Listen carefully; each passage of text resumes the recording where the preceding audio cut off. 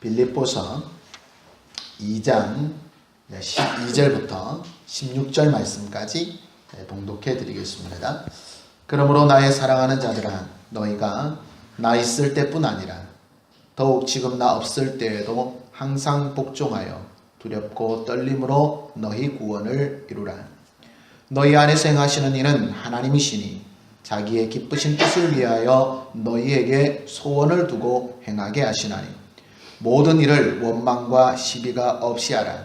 이는 너희가 흠이 없고 순전하여 어그러지고 거스르는 세대 가운데서 하나님의 흠없는 자녀로 세상에서 그들 가운데 빛들로 나타나며 생명의 말씀을 밝혀 나의 다름질이 헛되지 아니하고 수고도 헛되지 아니하므로 그리스도의 날에 내가 자랑할 것이 있게 하려 함이라.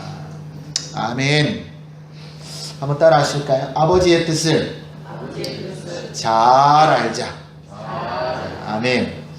하나님 아버지의 뜻을 잘 아는 것과 대충 아는 것과 모르는 것은 큰 차이가 있습니다.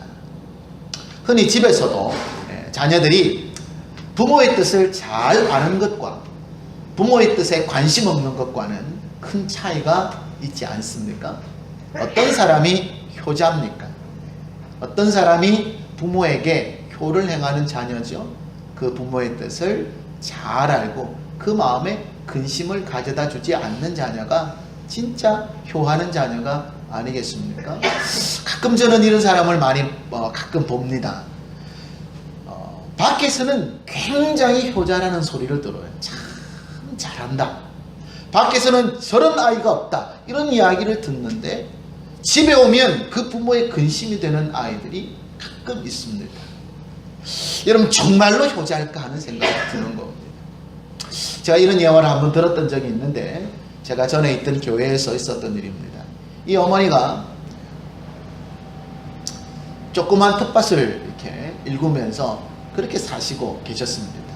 이 어머니가 그렇게 사는 걸 너무너무 좋아하는 거예요. 가끔 자녀들이 오면 자녀들과 함께 그렇게 담소를 나누고 또 식사하고, 물론 혼자 계셨지만 본인은 그것이 너무너무 즐겁고 행복하고, 그래서 기도하러 갈 때 기도하러 가고 예배하러 다닐 때 예배하러 다니고 얼마나 좋은 삶을 살았는지 모릅니다.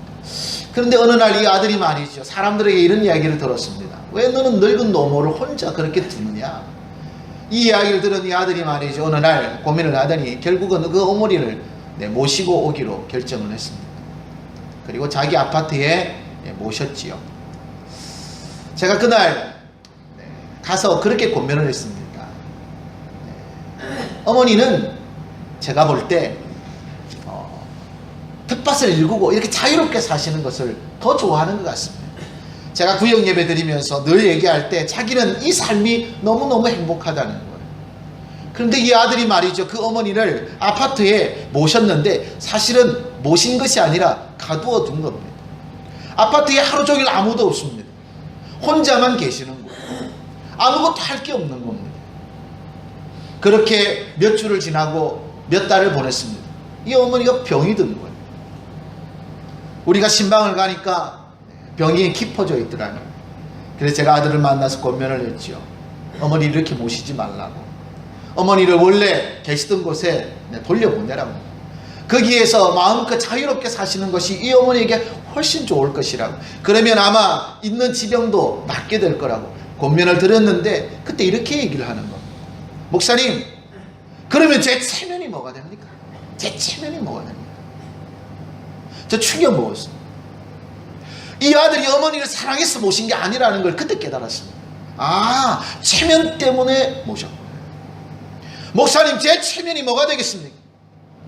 이렇게 얘기를 합니다. 그래서 그 체면 때문에 그 어머니를 그 아파트에 가두어 둔 거예요.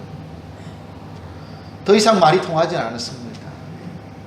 1년이 채 못 되어서요, 그 어머니 요양병원 가셨고요. 요양병원 가신 지 제가 기억하기로는 2년이 채 못 돼서 아마 돌아가신 걸로 알고 있습니다.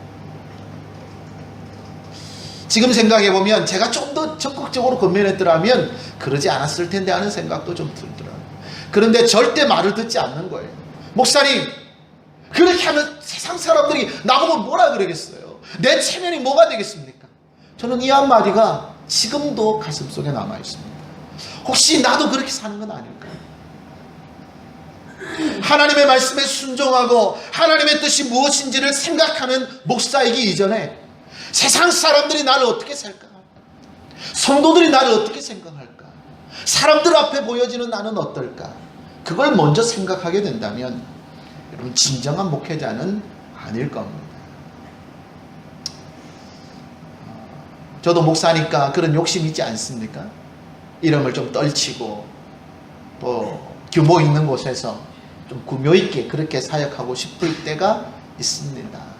그러나 그런 생각을 할 때마다 하나님께서 주시는 마음은 너는 나의 종이라는 마음을 강하게 주시는 것이죠. 종은 누구의 말씀에 순종하는 겁니까? 하나님의 말씀, 주인의 말씀에 순종하는 겁니다. 오늘 본문의 뜻은 이렇게 말씀하고 있습니다. 너희를 통하여 하나님이 자기의 기쁘신 뜻을 두고 행하시기를 원한다 말씀하고 있습니다. 하나님께서 우리에게 원하시는 뜻이 있더라는 겁니다. 그 뜻을 잘 발견하시는 지혜가 있으시는 주의 백성들 되시기를 바랍니다. 열정만 있다고 되는 거 아닙니다. 열심만 있다고 되는 거 아닙니다.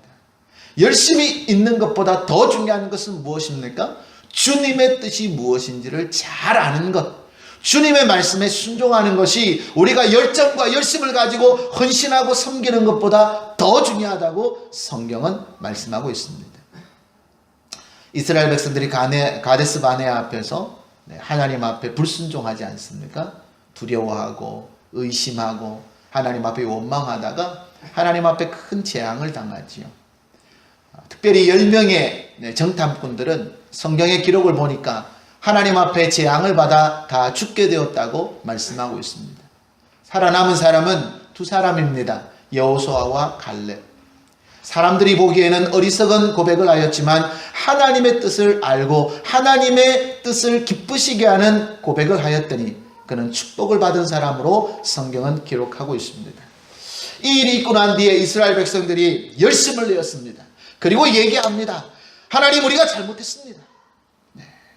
이제 우리가 하나님이 말씀하신 대로 저 땅을 향하여 나아가겠습니다. 그리고 열정이 있는 사람, 열심히 있는 사람이 먼저 가나안 땅을 점령하러 나간 기록이 거기 있습니다. 그때 모세가 뭐라고 말하느냐면 너희는 결단코 그리하지 말라는 것입니다. 하나님께서 이 일을 통해서 너희에게 말씀하시는 것이 있으니 너희는 참고 인내하고 기다리고 너희 믿음을 하나님 앞에 내어 보이라, 그렇게 말씀하였는데도요, 자기 열정, 자기 믿음, 자기 욕심만 가지고 말이죠. 나는 믿노라, 나는 하나님이 함께 하실 것이다, 그리 고백하고 가나안 땅을 향해 나아갔다가 큰 낭패를 보고 되돌아오고 그런 사건이 기록되어져 있습니다. 여러분, 하나님의 뜻에 합당하지 않는 열심, 열정은 오히려 독이 되는 줄로 믿으시길 바랍니다. 그러므로 성급하지 않는 지혜가 있으시길 바랍니다. 생각난 대로 곧바로 행하는 게 아닙니다. 심사숙고라 그러지요. 심사숙고해야 되는 거예요. 이것이 정말 하나님의 뜻인가 기도하고 하나님 앞에 고백해야 합니다. 베레아 성도들은 하나님의 말씀을 들을 때 그냥 덮어놓고 믿지 않았습니다. 우리는 믿음이 좋다 그러면 어떻게 생각합니까? 뭐 이것저것 따지지 않고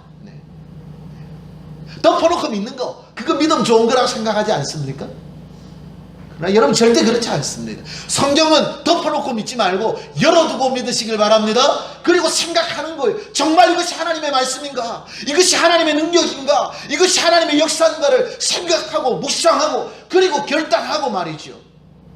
믿고 확실한 일에 그하시는 지혜가 있으시길 바랍니다. 이걸 잘못하면 어디 가서 이것 보고 저것 보고 말이죠. 하나님의 말씀 잘못 들으면 그게 헷가닥 해가지고 말이죠.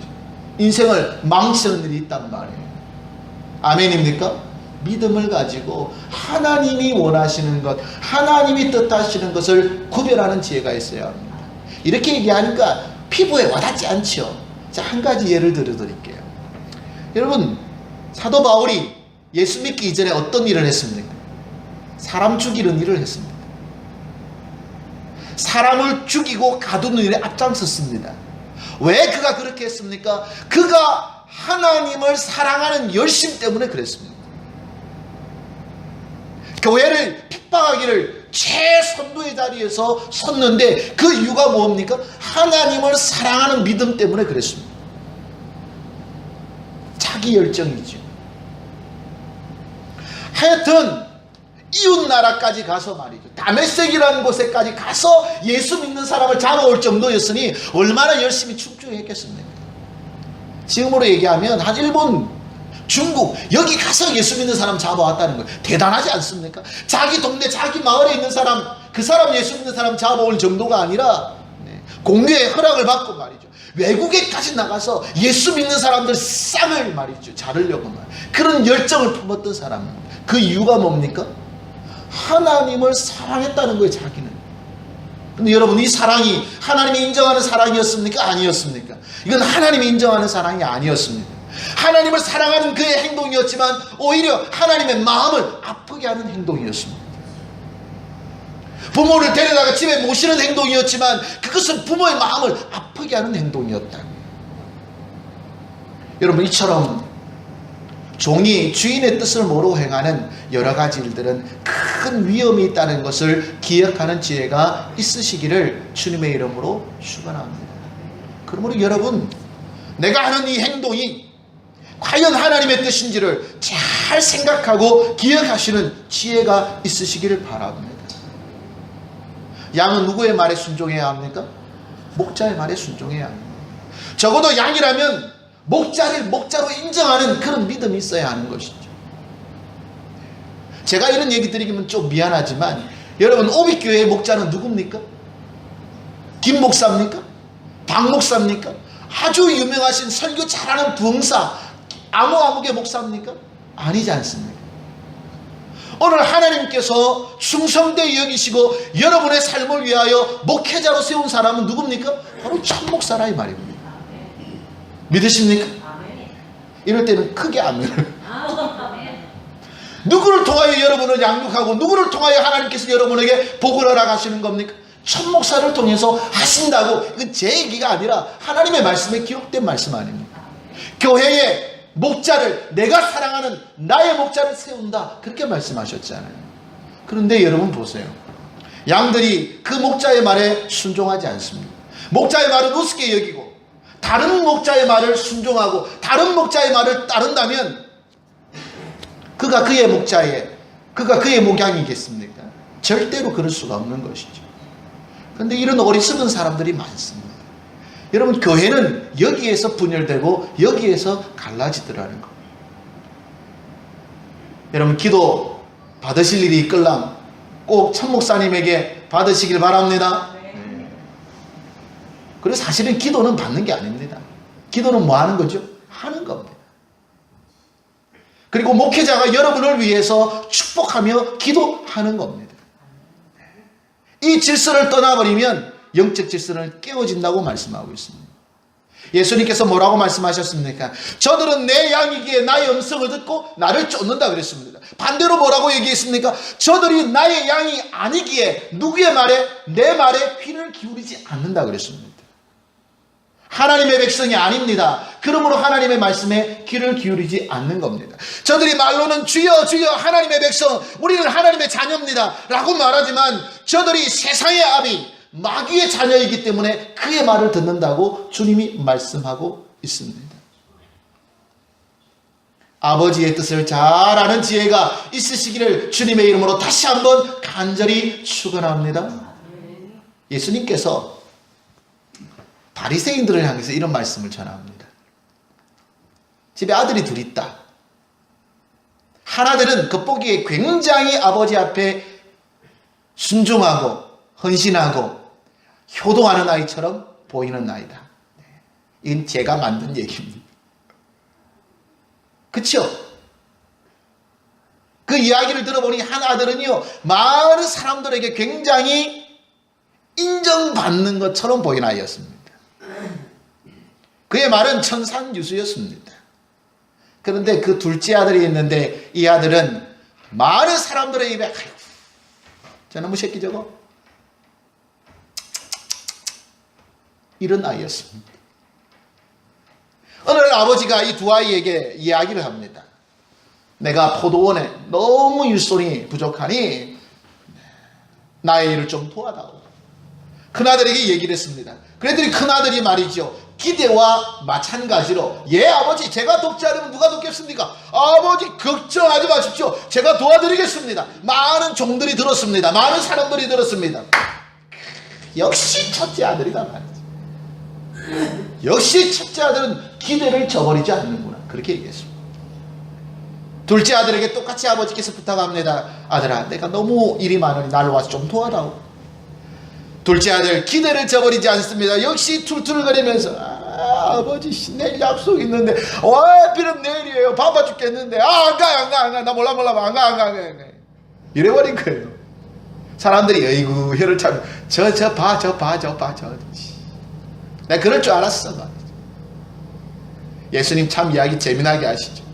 사람들이 기대를 했을 겁니다. 그래, 그 다음날 아버지가 포도밭에서 기다리는데 저 멀리서 아들이 하나 걸어오는 겁니다. 그 얘기를 했을 때 많은 사람들이 어떤 아들이 갔다고 생각했겠어요? 그렇지, 첫째 아들, 그 착한 아들이 갔겠지, 그렇게 생각했는데 예수님의 말은 달랐습니다.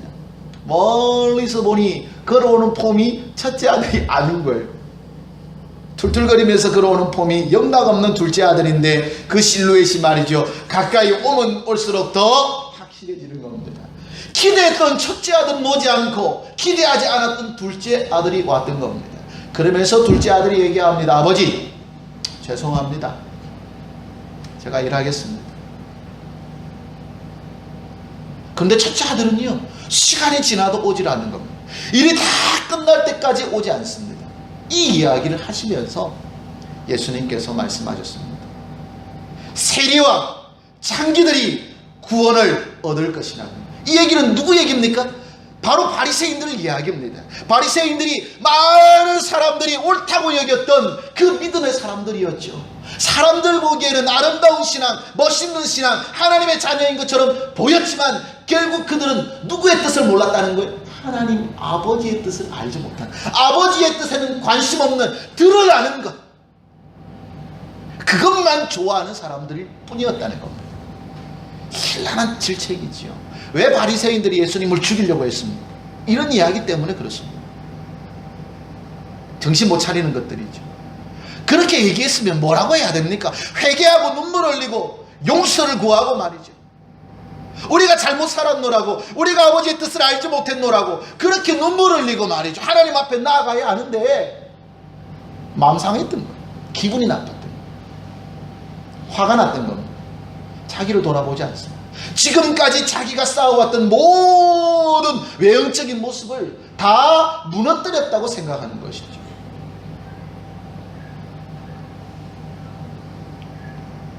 왕이었던 다윗 앞에서 나단 선지자가 책망했을 때, 여러분 다윗이 달랐던 부분이 뭡니까? 아무도 모르는 일이잖아요. 나단 목을 베어버리면 끝나는 문제입니다. 근데 그 앞에서 어린아이와 같이 부복하고 눈물 흘리면서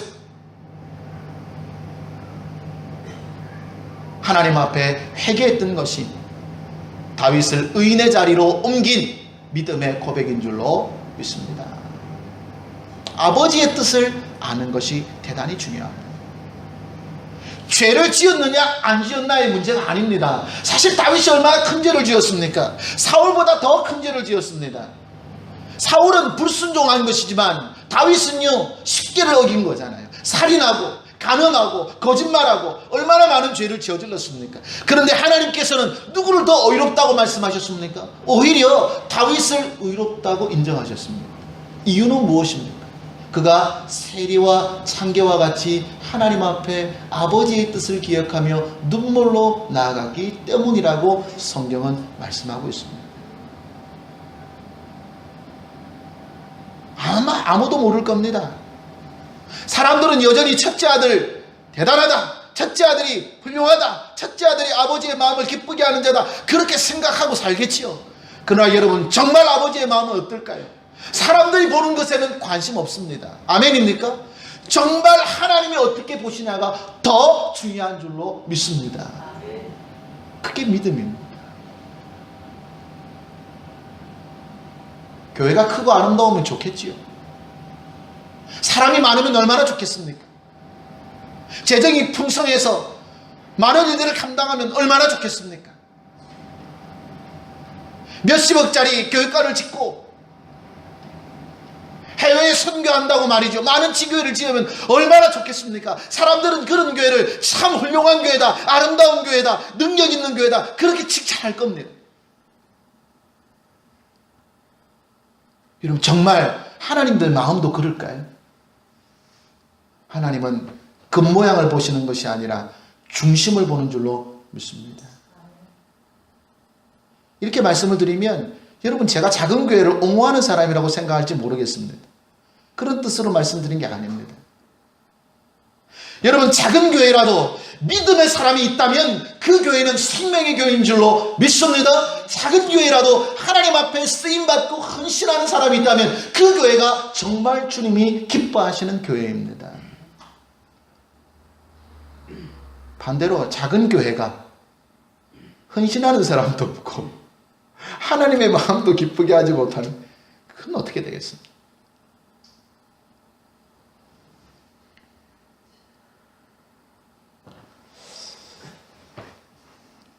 하나님께서 우리에게 원하시는 것 15절에 나와 있습니다. 너희가 흠이 없고 순전하여 어그러지고 그스르는 세대 가운데서 하나님의 흠이 없는 자녀로 세상에서 그들 가운데 빛들로 나타나기를 원하신다는 겁니다. 아멘. 이게 하나님이 원하시는 겁니다. 이게 하나님이 우리를, 예수 그리스도를 십자가에 내어주시면서까지 구원하신 이유입니다. 아멘입니까? 이 하나님의 뜻을 발견하시는 지혜가 있으시기를 주님의 이름으로 축원합니다. 오늘 여러분, 이 교회, 이 아름다운 교회가 왜 세상으로 향해서 욕을 얻어먹습니까? 믿음의 사람들이 오해하고 있는 거예요. 우리가 예수 믿는 목적이 구원받는 것이라고만 착각하니까 그렇습니다. 이 구원을 오해하고 있는 겁니다. 내가 세상에서 내 마음대로 막 살다가 말이죠, 나 영원히 구원받으면 된다, 어쨌든 나는 구원만 받으면 된다, 여러분 정말 그렇게 생각합니까? 모르겠습니다. 구원 받을는지 안 받을는지는요. 그러나 제가 확실하게 아는 것이 있습니다. 확실하게 아는 것 한 가지는 하나님이 그러려고 구원하신 건 아니라는 사실입니다. 아멘입니까? 오늘 말씀하셨지 않습니까? 하나님께서 우리에게 원하시는 것은 우리가 이 어그러지고 그스르는 세대 가운데, 지금 이 세상이 어떻다는 거예요? 어그러지고 그스르는 세대라는 겁니다. 뭐에 어그러졌다는 거예요? 하나님의 뜻에서 어그러졌다는 겁니다. 그렇죠? 세상은 아름답게 발전해 가는 것처럼 보이지만 결국 하나님의 뜻에서 어그러지고 있는 겁니다. 그리고 그스르는 세대라 그랬습니다. 뭘 그스르는 세대입니까? 하나님의 뜻을 그스르는 거예요.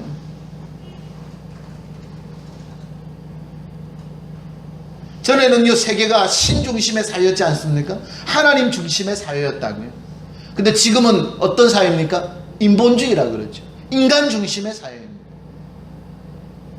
요즘은요, 대통령도 국민들이 기분 나빠하고 싫어하면 다 그냥 물러나는 겁니다. 여러분, 옛날에 왕권이 그랬습니까? 안 그렇습니다. 왕 중심주의는요, 신권주의와 비슷합니다. 왕이 존재하는 그 순간에는요, 모든 뜻이 왕의 뜻에 달려 있습니다. 그런데 이 민주주의는 왕은 아무것도 아닙니다. 그렇죠? 사람이 원하는 것이면 뭐든 되는 겁니다.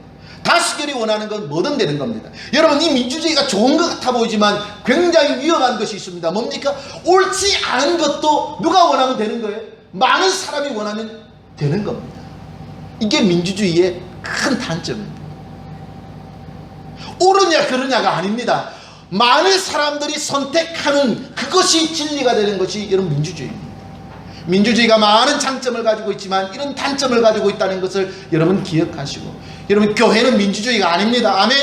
여러분, 우리가 사는 정치 제도는 민주주의지만 교회는요, 사람의 뜻으로 움직이는 게 아닙니다. 많은 사람들이 옳다고 여기는 대로 행하면 안 되는 겁니다. 교회는 누구의 뜻대로 움직여야 합니까? 하나님의 뜻대로. 한번 따라 하실까요? 하나님의 뜻대로. 하나님의 뜻대로. 하나님의 뜻대로 움직이는 거예요. 아, 목사님 내 생각에는 아닌데, 그건 네 생각입니다. 그래서 제가 뭐라고 말씀드렸습니까? 목사를 위해서 뭐 해야 된다 그랬습니까? 기도하셔야 된다 그랬잖아요. 여러분 일주일 동안에 단 한 번도 목사를 위해서 기도하지 않으신 분 계시다면 회개하시기 바랍니다. 회개하셔야 합니다. 왜? 여러분이 기도하지 않으면 저희 생각, 저희 지식이 잘못될 수 있단 말이에요. 아멘입니까? 악한 마귀가 제 생각을 사로잡을 수 있단 말이에요. 그래서 제가 악한 것을 넘어가지 않도록 여러분 무단한 기도를 하셔야 합니다. 왜? 그것이 누구를 보호하는 것입니까? 여러분 자신의 삶을 보호하는 것 아니겠습니까? 제가 여기서 이단 사이비 설교하면 어떻게 되겠습니까? 여러분 구분하실 수 있겠습니까? 전에 한번 경험 있으시죠? 전에 한번 해봤잖아요.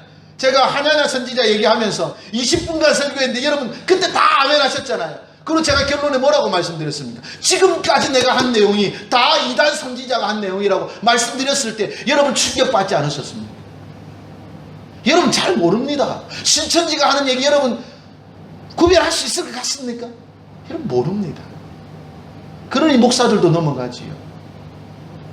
그러므로 지혜를 가지고 하나님의 말씀을 온전히 분별하여 하나님의 말씀을 증거할 수 있게 해달라고 기도하시는 지혜가 있으시기를 바랍니다. 오늘 말씀의 결론입니다. 우리가 하나님의 뜻을 잘 알아야 합니다.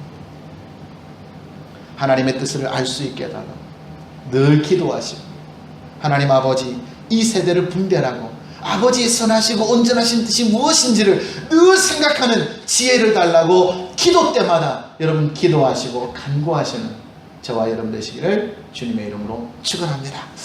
하나님 아버지 감사합니다. 하나님의 뜻을 아는 것이 무엇보다도 중요하다 하셨는데 우리는 하나님의 뜻에는 관심 없고 하나님을 통해서 내 뜻, 내 소망, 내 생각, 내 기도의 제목이나 이루었으면 좋겠다고 어리석은 사람들처럼 고백하진 않았습니까?